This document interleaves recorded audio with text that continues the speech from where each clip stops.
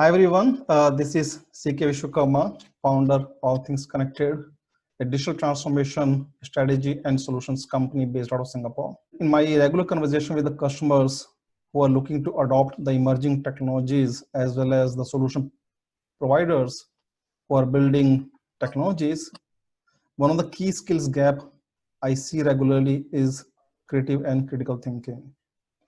And when we are dealing with multiple technologies, we need to integrate them to address a lot of moving parts in the organization, the process, the people. The business leaders need to take a step back, ask, and challenge the thinking process. Many times they need to take an outside-in approach to help them and guide them. So today in All Things Connected Experts Insight session, to address this topic of creative and critical thinking, the art of digital, I have Ketna Patel with me. I met Ketna almost 14 years back in her studio in Singapore. Right now she is dialing from UK. Ketna is a British Indian multimedia artist, born in East Africa, educated in UK, and based in South Asia and India for the last 25 years. Ketna's work has been exhibited at museums, galleries, art fairs all over the world. Aside from being a recipient of prestigious ASEAN Art Award, Ketna is a very popular TV artist, radio personality, and her art has been much sought after by the entertainment media. I'm not going to take too much of thunder to explain what she does. You can always look at her website, which is, I will post it in the description later. But at the same time, while the art involves a lot of colors, characters, shapes, but it's all about imagination, observation, and most importantly, telling the stories before an artist make the first stroke of a brush on the canvas. And this is precisely the organization leaders need to spend time on, to imagine, observe what story they're trying to tell, what story they're trying to create before they start pulling the first set of data to feed into their AI engine to solve some business problem. So let's start, right? So Ketna, while I think in the art space, people may not need your introduction, but for the benefit of my audience, who typically is in the digital emerging tech space, for their benefit, maybe if you could give me a bit of your history, your background, and how did you end up in this world of art? Sure. Well, thank you very much for having me in this discussion. Okay, I have a pretty mixed up background. I am Gujarati Indian. I was born in Uganda and I grew up in Kenya. So I'm a third or fourth generation Indian African. My grandparents moved from Gujarat to Kenya and Uganda years ago when both India and East Africa were British colonies. And so a lot of people don't know that most of the Indians that live in the UK come from this background. They come from this East African British background because we were all given British passports. And then when Idi Amin threw all the Indians out in 1972, as you might be aware of, you know, the first port of call, the first place that had to take us in because of our passports, right, was Britain. So we all ended up here. Some of us came a bit later. I came to the UK when I was 14 in 1982. So now you know how old I am. But it's an unusual subculture which not a lot of people have documented because you have identities that are Indian, East African, and British, all happening simultaneously. So whether we realize it consciously or subconsciously, you know, we are living in a perpetual revolving doors in a way that's straddling the first world, second world, and third world, and not just in a material way, but even in a cognitive and experiential way. You know, you have technology in Britain, and then suddenly you're in your village in India, where it's completely the opposite. Time has a different concept there, and so you're multitasking. And the interesting thing is that we've all become so comfortable with this with this with this hybrid identity that we don't even really consciously realize that we're occupying this sensibility, and I think there's a lot of strength attached to it. But we'll explore it as we talk. Right. And you mentioned that obviously you're brought up in different part of the world, and we were discussing that by education you're an architect actually, right? Yeah, well, my What first made you to degree was in switch from interior design. Yeah. Yeah, So how did interior you design from that and then industry? architecture. Yeah. So if you Yeah. could tell us a bit of that journey, that what made you to switch from a interior design practice to the art culture? What triggered you to do that? Well, I have a very business family background. So my father is an engineer, and all my cousins are doctors and lawyers and accountants and dentists. So I know, I can tell now retrospectively that when I was growing up, I always felt a bit like a fish out of water, like it didn't quite belong to the kind of future that was laid out to me. I saw myself projecting into the future, and I just couldn't picture myself in it. So I didn't know what I wanted, but I knew what I didn't want. So I'll start off with that. And I think that has led to a kind of constant rejection and exploration of what felt right and what didn't feel right. So I was always into visceral expressions, whether it's color or making things with your hands. And I was very good with math as well. I really enjoyed mathematics, oddly enough. So naively, I thought, okay, if I combine mathematics and art, I'll be good at design. So my first degree, like I said, was interior design, which was more like interior architecture. And then the more I got into that, I realized that I was really fascinated by the intellectual inquiry that the field of architecture gave me. But again, when I was studying at architectural school, it was all about modernism. And again, most of the inquiry was coming from a very westernized sensibility. So the Indian or the African in me felt quite malnourished in that way, So that, I think, then, I worked as an architect for a few years in Singapore, but it's this constant feeling of urgency that my stories that I wanted to explore inside of me, my emotional stories, they didn't have the right platform for output. Because, in architecture, it might take you 5 years, 10 years before a building gets realized. And I've got so many stories that are simmering in me, waiting to burst out. And I can't wait to wait 10 years for one story to come out, right? So I naturally gravitated towards art because it's instant. It's an instant form of creativity, and it's more spontaneous. And I think spontaneity is a very, very important ingredient in creativity. If you overthink something, you squash your intuition, and it compromises the end result. Right. So I'll try to correlate with some of the processes in the digital space in coming down the discussion. And again, for the benefit of the audience who may not be aware of pop art, which is your forte. So maybe kind of can quickly explain them what is pop art means, so that when they see any art next time, they can differentiate. Well, pop is really an abbreviation of popular culture. So popular culture is the culture of everyday people. Like if we look at Asia or we look at India, everyday culture would encompass territories like street culture, stuff that's happening right under your noses. You go down and you buy groceries, or you buy your vegetables from the vegetable seller, you take a rickshaw or a taxi, you go to the shops. It's your everyday culture. Now, that is the opposite of high culture. High culture is normally more classical. And when we go to museums and you look at Renaissance paintings, or you listen to classical music, it's all stuff from before. I think tradition is given a much higher standing. And your everyday stuff, whether it's junk mail or Pizza Hut or, your pani puri guy on the road or whatever.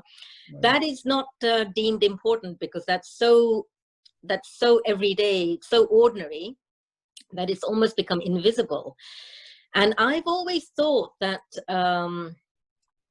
it is our everyday world that acts like a mirror to us, and it informs us on who we are and who we could become.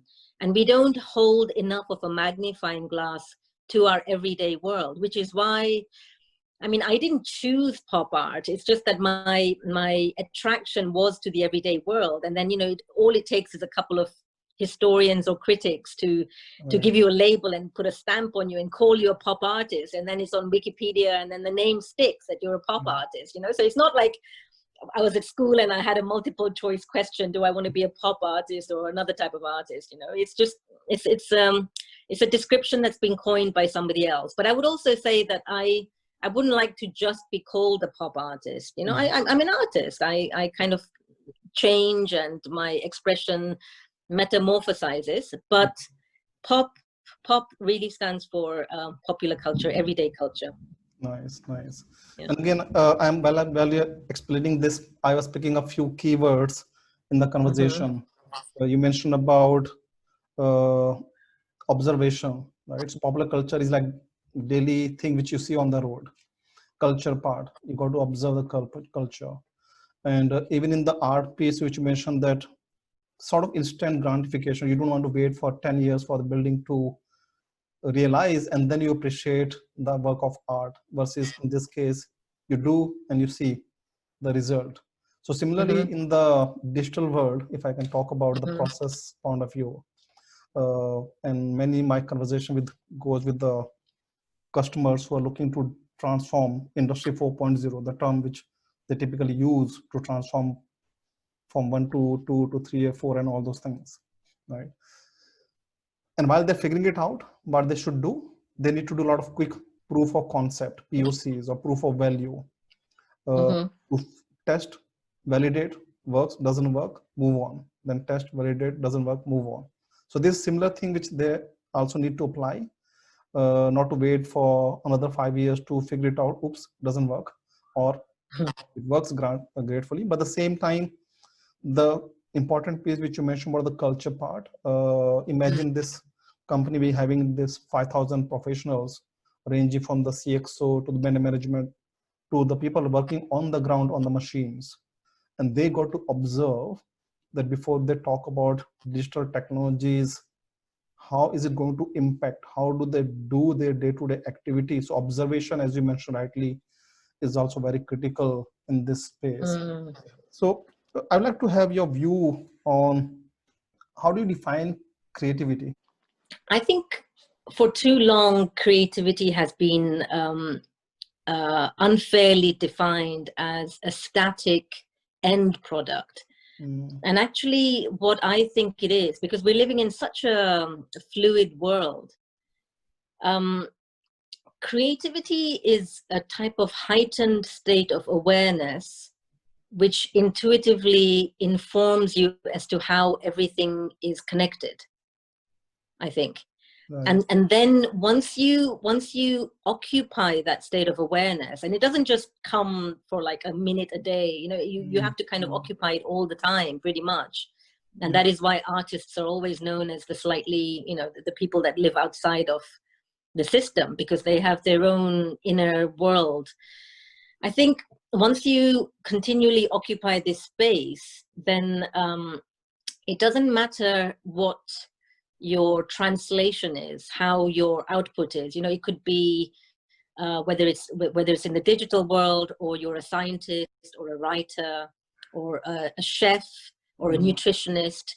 It doesn't matter. What you have to see is how have you been observing different things that you've come across. It could be an article that you read, a conversation that you had with somebody at the bus stop, a dream that you had, you know, a piece of history, maybe something that you read from the Upanishads. And then I think more and more we're living in what I often call the remix society, where the past, the present, and the future are really existing on one plane. And this has been brought about by the information age that we live in. So it's a very powerful time, I think, for humanity, because you can stand in the middle of that circle and access any part of the circumference of that circle. If the circle represents the cycle of time, then you can access any part of that circle and cut a slice of expression. You then need the process of creativity to translate what you've observed into something. So creativity is the process. It's the process that comes after observation, and it is the process that then gives birth to a certain expression, which could be in a scientific field or otherwise. Yeah. But it is that state of awareness that you need to occupy in order to be able to join up all these things. I don't know if that's it is very nice. Again, I'm correlating it with my work, which I do also, and try to advocate as the same time. As you rightly said, creativity is a process. It's not a start or end goal. It's a process of observation. It's a process of imagination. It's a process of connecting the dots, which is precisely, again, back to the digital world of whether Internet of Things, of AI, because all these solutions require multiple technologies, multiple technology providers, and for company to transform their creativity to something which they can observe and see the result, they need to connect the dots. It's not just about buying a sensor or buying some advanced analytics platform or buying some communication technologies. There are tons and tons of out there. The creativity comes in that process is, as you explained very well, is about observation of your own organization, what they're trying to do, what are the dynamic moving parts they're trying to solve, the culture they're trying to transform, what they as the organization want to be, and then pull back and slice and dice the pieces and the puzzles together to achieve what they're trying to do. Right. So we'll go a little bit deeper also in the process shortly. But before we do that, I just want to have your view on this whole race of IoT, AI, 5G, digital twin, transhumanism. How do you look at all those technologies as an individual, as a human, plus also the impact, if at all, it is making in your work, art piece, art culture, sorry. Gosh, I could actually spend 3 hours talking about that because I have such strong opinions. Okay. I mean, look, we all live in the 21st century, and it's inevitable that technology is going to play a bigger role in our lives. But I get quite irritated by this over-glamorization of AI. And what unnerves me fundamentally is that, technology should be an enabler, not a substitute. It should not be a crutch for us. It's like, unless you've got some sort of disability or you're handicapped, you don't require a crutch to walk with. In the same way, you don't need an appendage to think better or to dream better or to create better. And I think too much dependence on an external crutch, i.e. artificial intelligence, you end up spending so much of your cognitive energy on managing the technology that you are preventing that sort of spontaneous, intuitive ability to just realize things. So I think a lot of this rhetoric that comes from people who live in the first world, you might have some thinker in Israel or America or London or Paris or whatever, pontificating about the beauty of artificial intelligence. But the world that I occupy, I mean, most of my conversations are either happening in India or East Africa, even though I'm physically situated in London. And the world there is so different. I have every day I talk to a 13-year-old boy called Akash in Himachal Pradesh, who still doesn't understand how time difference works. So he calls me up. Even today, he rang me up at 6 a.m. And I keep telling him, look, you're waking me up every day, but he doesn't understand time difference. And he's 13 years old. And I would have thought that they would have taught this to him in school. So a few of us, the 1% or the overeducated or the global international lot, we use these terms, and we forget that majority of people have quite simpler lives, and they can barely, they're understimulated, and we are overstimulated, and we should not be using artificial intelligence or smart technology as just pure entertainment. I mean, it has a role to play in health, in science, in education, in better communication across different fields. But for God's sake, do we need the Internet of Things to be able to open up our curtains and put on the toast every morning? And we don't need to be babied. I don't think technology should be so invasive that it starts becoming a crutch for our domestic sensibilities. It's very important, I think, for the human being to be grounded. So he or she needs to spend time every day to do ordinary things, taking the bins out, gardening, cooking. We need to be okay with being slightly bored, because out of boredom comes a lot of creative thinking. You can't be stimulated all the time. It's going to blow a fuse in your brain. Right. So I would just change the semantics with a lot of the rhetoric, which I guess might even be sponsored by IT companies or IT platforms in the background. You have these thinkers and these panel discussions, and then they're all talking about artificial intelligence as if it's something that's unavoidable and that we all have to subscribe to it. I don't think human beings are going to, it just won't feel right. There is a different type of technology that I am more interested in, and that is the human technology. And I think we as human beings, we're like the best and most sophisticated biological computers. And I would like to use AI as a way for me to discover myself, so that I can upgrade myself as a biological computer and have greater realizations, more awareness, more intuition, even telepathy, etc. I think we don't use enough of our own inherent powers, and we're substituting that too quickly for something that looks glossy and it's entertaining, and but it's a mirage. It looks good from far, and then the closer you get to it, it turns out to be just nothing. Right. So I'm a bit cynical about this. You kind of share my sentiment as well on the same topic, while I'm a technology guy. Oh, good.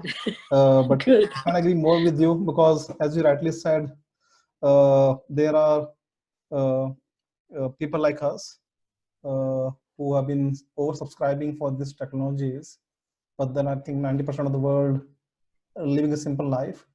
While we talk about smart cities, we need to talk about smart villages, which hopefully there are conversations starting on smart villages also. But at the end of the day, when I started the company, in fact, my card called me as a CEO, but the term CEO was Chief Enabling Officer, not the Chief Executive Officer. They said that's very good. It should enable the value, should enable solving the problems, not for the sake of it. So that's, I believe myself, as a company, that we are enabler, and the technology should be the enabler, not a tool which we end up managing, rather they managing us, sort of thing. Yeah, absolutely. I mean, I've been, I don't know if you know this about myself, but for the last 5 years, I've been working on these village projects in India. And my main, the main reason behind that was that while the Indian government is trying so hard to have all these smart cities in India, let's not forget that 70% of India lives in rural areas. Right. Correct. And why, every minute you have 30 people leaving a village to move to a city. Those were the statistics before COVID happened. So that this is the biggest human migration from rural India to urban India. And nobody is measuring the loss of knowledge, systems, oral culture. There's so many things that have been handed down from generation to generation, which is being severed in one transition. And then, you know, my studio in India is in Pune, which is one of the fastest growing cities in India. Right. So I can see that the rubbish doesn't get picked up. The water comes to the house in a water tanker.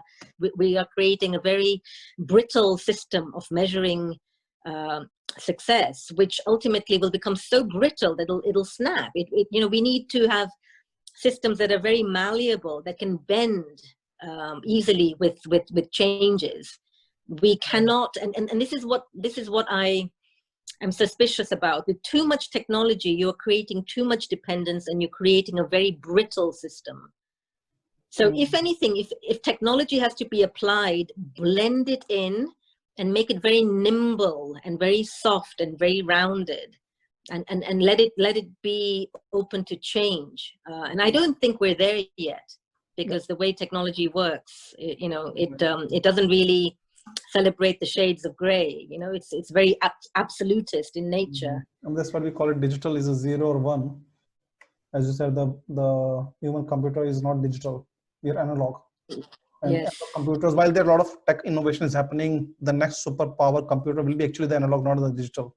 Let us see how really that comes out to be. Yeah. So I was reading a couple of articles and this has been researched for quite some time. As this way the quantum comes in is not a 0 1, it is in between a 0 and 1, right? Yeah. So I think that's so my interesting. next follow-up question on this is again correlating with the process of the world who is trying to get digital in the companies and the professionals. I want to come back to the thinking process, which we touched upon earlier, that what goes in your mind. And maybe you can take a case or a piece of art which you worked upon recently. What and how did you kind of basically the entire process of coming out with this art in the stages of, like you said, imagination, observation, and then okay, now let me start drawing it or putting it on the canvas. Okay, I'll take you quickly through a project that I did recently. It was in a little Himalayan village in Himachal Pradesh, a little village called Guner. And I did this in collaboration with another friend who lives there. So the process, I mean, the inquiry was again all coming from this idea that we don't spend enough time understanding our villages. And I think the intellectual narrative in places like India and possibly all over the world, you know, have been kind of hijacked by what some people call Lachan's media, or, you know, it's the kind of highbrow people that end up going around each other's houses in Delhi and places like that. And they don't really know what's going on in their own countries, but they're the ones that write all the articles in the newspapers and stuff like that. So I wanted to, as an artist, go and live in a village. And what we did was we took a few shops in the village. There were 10 artists that we recruited. This whole thing was crowdfunded. We took 10 empty shops in the village, and for a month, we asked different artists to occupy these shops and convert them into ateliers or studios. And then whatever inquiry they had, like some of them, one of them was an architect, there was a musician, a writer, you know, so it's different types of art forms. They, for that month, they allowed the villagers to interact with them, just like you would interact with a shop if your shop was open every day. Right. And then from those interactions, we documented it. I mean, my shop, for example, was a photo booth, and I would just, you know, make friends with whoever came in. I encouraged them to paint on the walls, so the whole room was covered with graffiti. Then I would talk to them. I got to know them. I would take pictures of them painting, and then I had my my MacBook, my laptop there. So I would take pictures that I had taken of them painting, and I would put it into my Photoshop, and then come up with another picture that I'd taken from the neighborhood and juxtapose it and come up with a completely unique art form that was to do with that particular person. And so in the end, I came up with like 100 pieces of artwork. And then I had them all printed, and I put them up all over the shop, and we had an exhibition. And then everybody in the village came to that exhibition, and they saw themselves in the artwork. so the artwork became a mirror to themselves, and they became like celebrities in a way, because, you know, they were so excited. They'd never seen themselves in a framed artwork before. And then the whole thing was documented with a TV crew, and we had media there, etc. But that is the type of live community artwork that I'm also involved in. So art doesn't just mean something static. And even if I do end up with a beautiful piece of work, it comes from a process of, like in this case, you know, talking to people, getting to know them, living with them. We were living in the village with the villagers for a month. So you get to know their superstitions, their cultural stories, you know, the gossip, who's getting on with who, etc. And then you come up with a body of work, and that body of work then it stands alone. You know, you can sell it independently, and nobody will even know that the process behind that was me going to Himachal for so long and doing all this, right? So the process, when you buy something in the shop, you have no idea about the process that work has gone through. It's not that you just sit there and have a glass of wine and put on some music and then just splash paint on a canvas. I think that's too many Hollywood movies that have given us that, you know, pathetic idea. That's not how art works. Not for me anyway. Again, I was listening to you so carefully and well explained, and I'm trying to correlate back to the same digital world, how we also advocate and try to approach similar art in digital. As you rightly said, that art is not something sitting on a glass of wine and splashing the colors on the canvas. You got to go to the ground. Right? The same thing, the digital leaders who are trying to envision their future organization, they can't be sitting in the boardroom having these wonderful presentations and imagine that yes, this is going to transform. They got to walk the factory and then talk to the people, the workers, the people actually who are going to get impacted. As you rightly said, that the villagers, the different skills that you brought in to this art form, somebody engineer, somebody architect, so same back to again digital world. So it's not just one company who can try to do everything.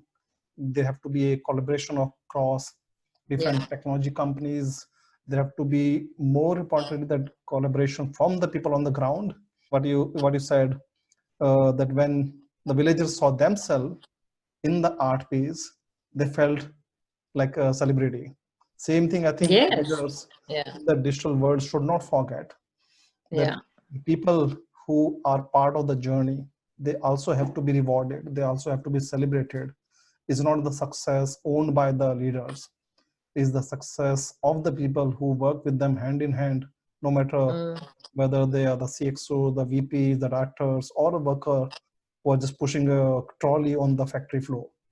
Everybody have a play in this work of art of the digital, and everybody should be celebrated and be rewarded, be made visible when we have the success. And like in the piece of art, somebody buys it for $1 million or $2 million, or maybe something like that. Or the same when the organization is trying to achieve what they intended for when they started the journey. So again, this is where I see a lot of kind of similarity in the thinking process.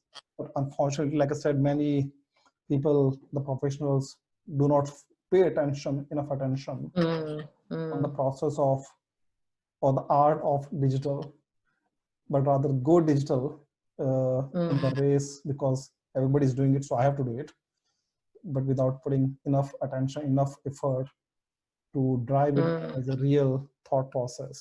So I think this is a wonderful analogy, and I think you explained so well, and I'm sure whoever is watching it will now correlate it, whether they are the solution providers trying to sell another piece of AI or technology, that what they should think, as well as the companies are trying to look into it. So I'm not sure if you have time for the audience. I would love if you could give us a walk of your studio and talk us through a few of the pieces if you like. So maybe next for 5 minutes, I'll do that. Is it okay? Okay, let's try. Okay, so this is like my living room, and this is just a lot of stuff from all over the years, from Singapore. You might even have recognized some of this. I do recognize of your from my studio.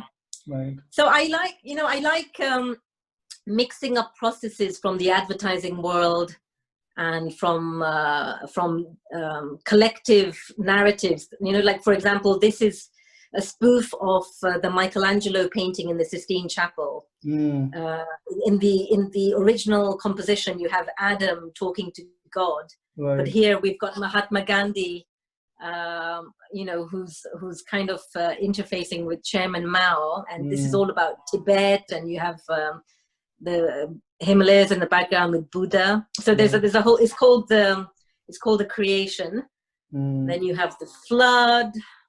I mean, I could spend ages talking about these. These are examples of the type of stuff I come up from when I do my village projects.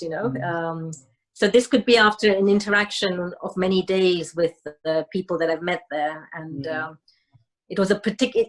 I'm always interested in the psychology of a culture, and I feel that as we occupy an increasingly global world, nobody's really paying attention to the insecurity that people are feeling psychologically and how these are manifesting in politics, in our choices, etc.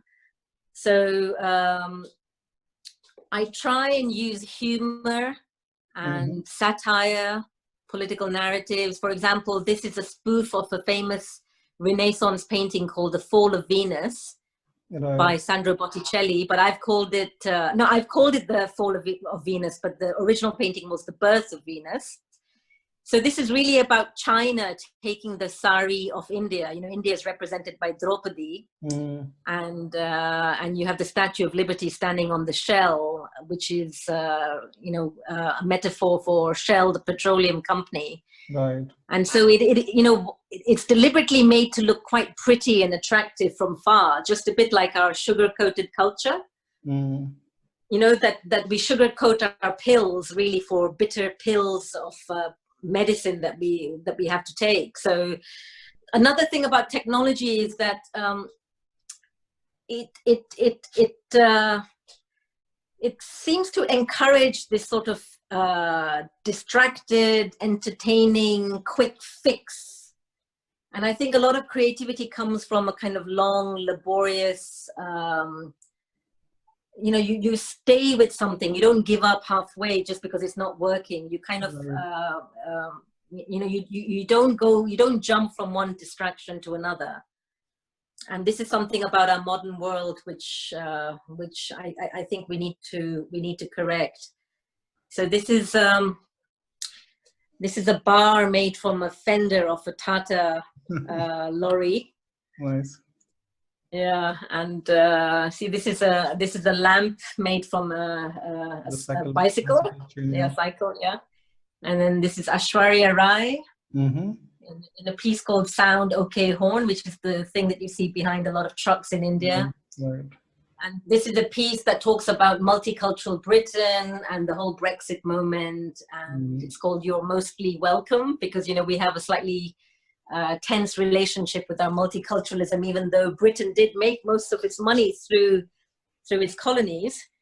So I haven't really tied it up for you, but you get a bit of an idea. Yep. There's just art everywhere. Everywhere you go, there's art. I've even got art on the I've got art on the walls and the doors as well. See, that's my office. Nice. The London Maharaja. So I like to play with history, colonization. This is a piece called Ganesha. So it's lots of photographs that I've taken throughout my travels, and you just place it together. And I think, again, celebrating the energy of color. A lot of times in the Western world, like when I was an architect, if you wore too much color, it would be considered quite juvenile and banal. But I've loved, being an Indian. There's so much color in our lives, whether it's temples or the saris that we wear or the food that we arrange on a thali or a rangoli. I think there is so much symbolism and power embedded to color, and it actually uplifts the human spirit. And it gives us access into a spectrum of various emotions. So, I would say for anybody working in technology, the first thing that maybe the lockdown period has shown us that being stuck in one environment for too long, whether it's your office job or your house or whatever, it's not a healthy thing to do. We need to walk in and out of other people's lives. Right. We need to have a better listening ear so we can listen to other people's stories. Not live in silos where we just keep endorsing the same story that we feel that we have. We genuinely need to understand somebody who has a completely different political viewpoint from yours and understand why are they having that viewpoint and what is different about their life that makes them have that viewpoint. So I think the future of the world of creativity is really about being better listeners and being a lot more mobile, lot more fluid. Work is not necessarily about sitting next to your computer in an office. It'll be more about traveling in your mind and is as much as possible in the physical world, and being able to exchange your reality for somebody else's reality, and then coming back home, unpacking all those observations and making a new application or new artwork featuring that, which without judgment, because what works for you might not work for somebody else. So you have to get all the stakeholders' opinions on board before you design something. Because we get shackled by our own idea of what perfection is, and a lot of times my reality is completely different from yours, and we have to be I think the best word I can use is that the future will require us all to be chameleons. We should have the ability to change our color depending on what story we're sitting on. Thanks for giving this a wonderful tour for your wonderful home / office / studio. And like I said, while I was looking at the pieces of art at your home, I was also listening to you very carefully, and back to same thing, trying to correlate, which you kind of summarize very well, that the future of the world and the individual should be now chameleon and need to look at the story and take the shape and the color, but at the same time need to bring the other stakeholders in the process of the future of the organization, where there is a future of the factory, future of the healthcare, future of the buildings, and so on and so forth. But is not pretty much sitting in the boardroom and designing your own story. You need to bring everybody else in the process. Let's hear them out. As you said, need to be listener in the process. And you never know where the idea will come from, which will transform and rewrite the complete new story and create a new piece of art for the organization. For the audience who will be seeing this video, any last message you would like to give it to them, and also any upcoming exhibition? I'm sure how is it happening in the virtual world right now because of the COVID. Anything which you would like to share with them, where they can find you or find your art, whether it is in India, Pune, Singapore? Yes, well, thank you for that opportunity. Yeah, I would say I think what the world really requires in the near future is to replace this notion of external geography with a kind of internalized geography. We always think of geography as a destination or a place on the map. And I think with the lockdown and maybe with a change to the way we travel, this is a brilliant time for us to go into our internal geographies and to actually look at the world that exists within us, because we've got huge reservoirs of memories, cultural stories. We've got so much that we need to unpack. And I think so many times we just, we wait for those 2 or 3 weeks in a year to come about when we book a retreat somewhere in Bali or somewhere and go off on a holiday. And what we do is we keep accumulating our internal stories and we never get round to unpacking them. So I think there's a lot of creativity and a lot of narrative that can come out of unpacking the inside. And for that, the tools will just be really spend more time by yourself in quiet.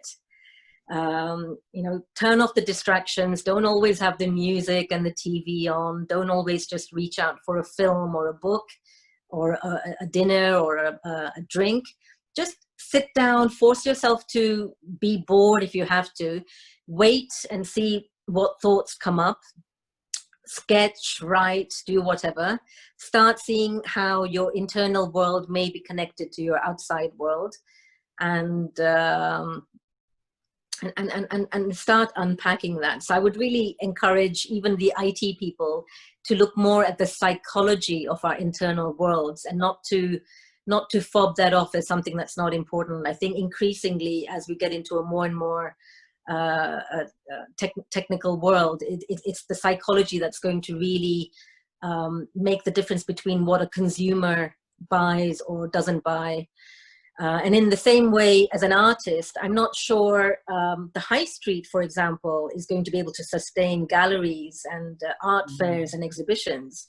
So I would encourage people to find artists directly on the internet. Build up relationships with them, tune into what they're saying, interact with them, you know, let it be a two-way dialogue, so that when you're interacting with an artist, it's not just buying a piece of art from a shop, but it's actually forming a relationship with somebody's process, you know, so it's a two-way nurturing process. And I would really encourage anybody in the world, whoever's watching this, to get in touch with me if you want. I'd love to talk to you, because I'm a perpetual student. I want to learn from everybody. And you can contact me through my website, which is www.ketnapatel.com. That's Ketna Patel, Patel.com. And then through that, you can get my email. I'm on social media, Instagram, Facebook, etc. So just find me. I think the time is here for us to roll up our sleeves and really have a lot of fun with who we are and our true identities, not our professional and cultural and gender identities, but our identities as souls living on this amazing planet. Right. So. Wonderful. I think that's a wonderful message. I can relate so many things what you was telling me with my sentiment, as well as the approach we take into the digital world. So for the audience, we had a conversation on creativity and critical thinking and the art of digital. And I hope this conversation, my conversation with Ketna, has hopefully helped you to rethink your story of your digital organization. Is all about conversation, imagination, observation, a lot of other things you got to do with your team, external, internal. But at the end of the day, it's all about a journey. It's not about an end goal. And this is how it will succeed in the digital world of the future. So with that, I'd like to thanks again, Ketna, for your time. As it was wonderful speaking with you. I learned a lot. I'm also hungry always for the knowledge. I'm a continuous learner as well. And I hope to invite you again to discuss maybe either on the same topic or maybe something different, because I do see correlations with the digital world as well as the art world. It's the thinking process, which I think we could borrow, or rather we could learn a lot of those things from the professionals, the artists like yourself. And hopefully you could also contribute maybe to the art world with the word digital technologies. But most importantly, I think let's look at these technologies as enabler. There are a lot more problems out there to solve in the world, Yeah. rather than just falling the prey of digital technologies. So until next time, look forward to you speaking and look forward for your art, Ketna. Thank you so much. Thank you, CK. Thank you very, very much.